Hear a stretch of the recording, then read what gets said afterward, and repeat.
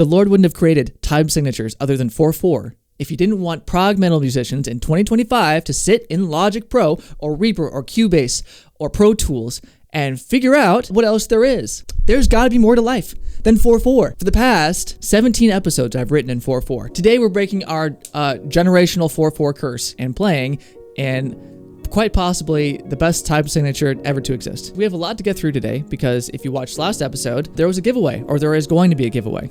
That giveaway is today, and at the end of this episode, we're going to spin the wheel with all the names that commented on last episode, and we're going to choose a winner for this here XVive More You interface. Thank you to all of you guys that engaged with that last video. That was awesome. That was my first video to ever get more than 100 comments. So cool. Half of those comments are mine. Okay, I respond to everybody. For all of those that just want to skip to the interface, the timestamp is right here. Okay, so let us hop into this riff. I gotta be honest with you guys. I love the way it sits here in my lap. It plays fantastically. But boy, oh boy, does it look bad on... It just looks weird on camera. It looks like I'm impaling myself in the crotch. It just doesn't look as good as my Ibanez Prestige or just any normal body shape. Anyways, I'm going to play this riff real quick for you guys. I already have a rough takedown.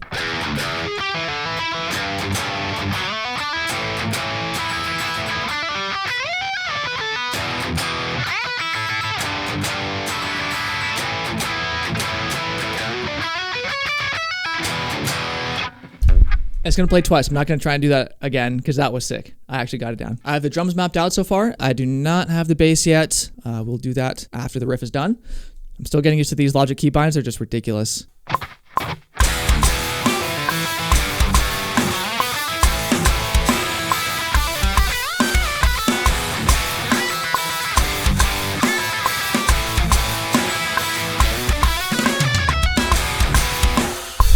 Yes!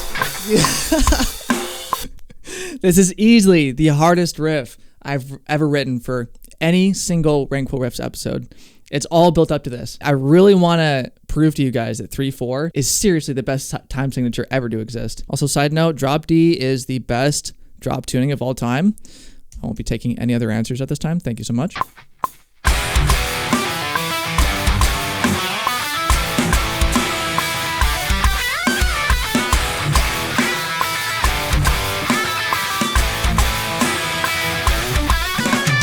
Smart snap on Logic? Look at this. Look at this. Smart snap on Logic doesn't even get me close. It is not smart at all.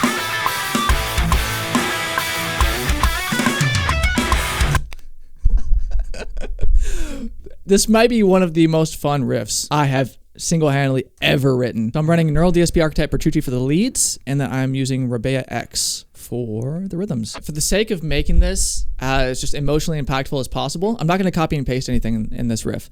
What I'm going to do is I'm going to record this and torture myself again. That's why I think more at-home guitarists and at-home producers should go about it. Copy and paste is a tool that I feel like can be abused sometimes, and I know a lot of people feel that way. You know, previously I felt like I could get away with it. And the thing is, you can get away with copying and pasting.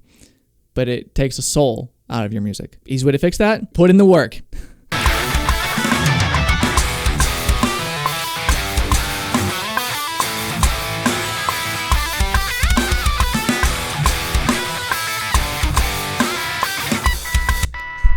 I had it up to there.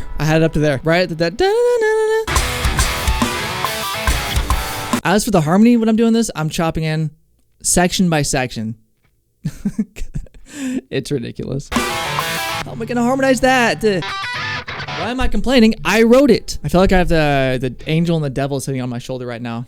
Whenever I do harmonies, I like to chop it in. I like to take half of it. I'll take half of the riff, because usually it's complicated. That's why I'm trying to break it down for myself. 1, 2, 3, 4, 5, 6. And the harmony would just be... When you break it down for yourself and you split things up, difficult things become so much easier. I don't know why I'm trying to be so philosophical today. It's just the riff. It invigorates me, bro.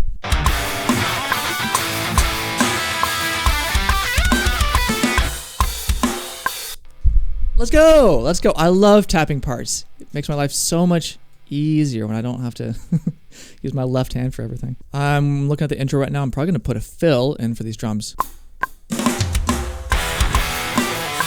Nice. Liking that a lot. Let's get back on the guitar part.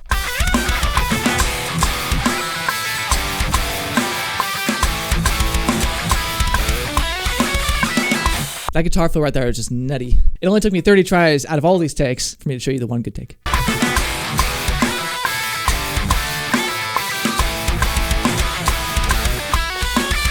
By Joe, I think we've got it. Okay, and a nice fill to kind of end this off is probably going to be...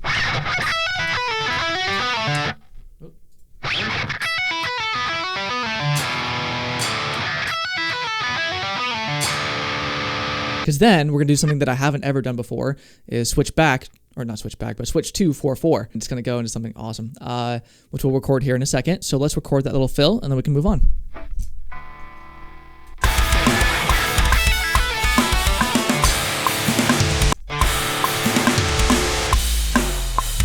I'm so sorry. I think I've played that bass drop like 5 times. I don't know how much I've edited out that bass drop, but I've muted it for you guys. I'm so sorry.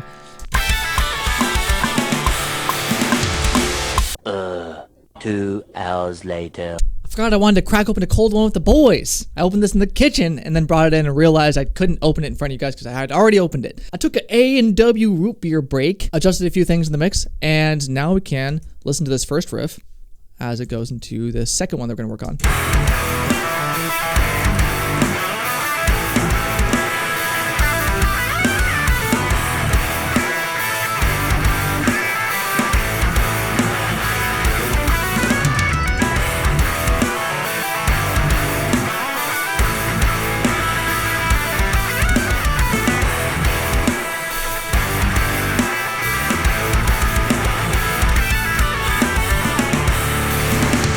This is really I Built the Sky E, if you guys know who that is. Okay, let's hop into 4/4.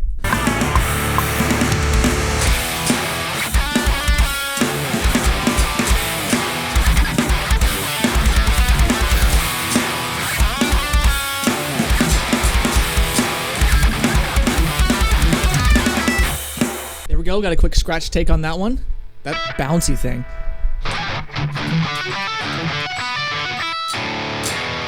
Going back to the 2 after hitting the 12. That was just ridiculous.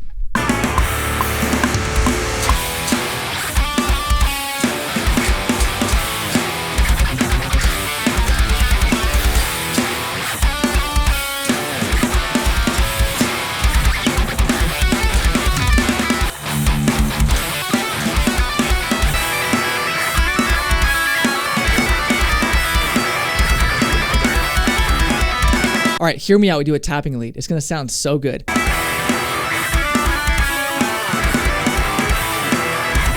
right, real quick, let's add that ending.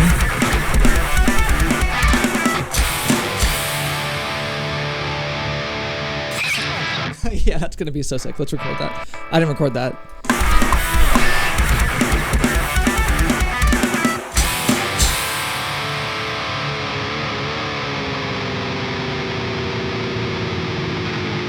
I got a whammy bar, why can't I use it?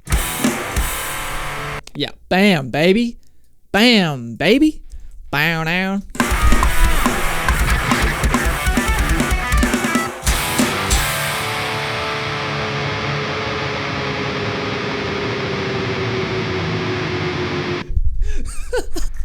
Okay, that's actually sick.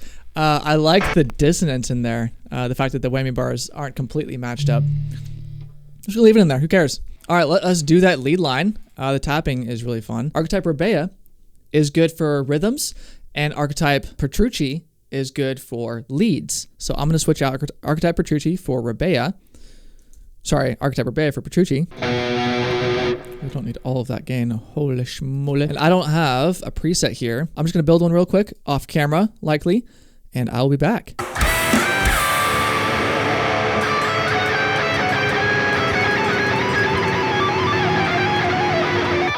It's just 3 notes. It's just 3 notes, Kyle. Just play 3 notes. It's not that hard.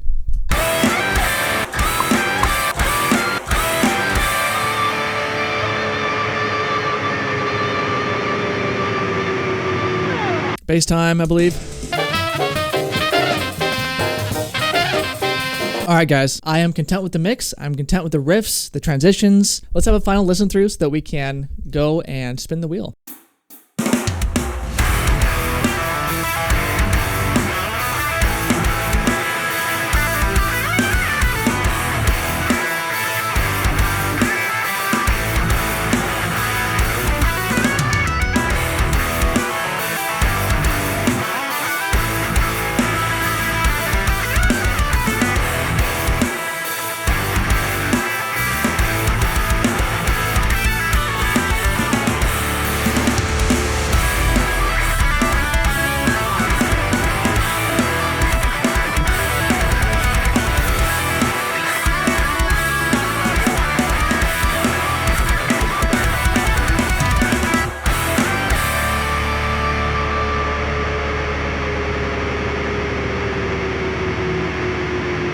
awesome, guys. Hope you enjoyed that. I know I did.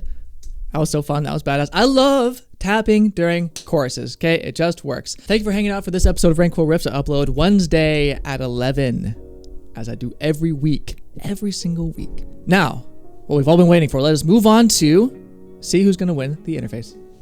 Bad boy right here. Bonk. We have pet prescriptions. I can't get rid of this ad. It's just part of the website. All right, let's spin the wheel.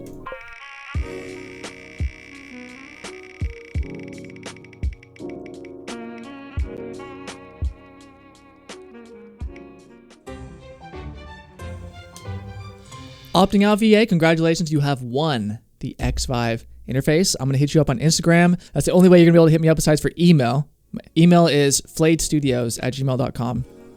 Right here. Email that or message me on Instagram. My link tree is in my YouTube bio. And if he doesn't, then we're going to spin the wheel next week and see who gets it then. Thank you guys so much for hanging out for this episode of Rainquill Riffs. I will see you guys next time. Peace.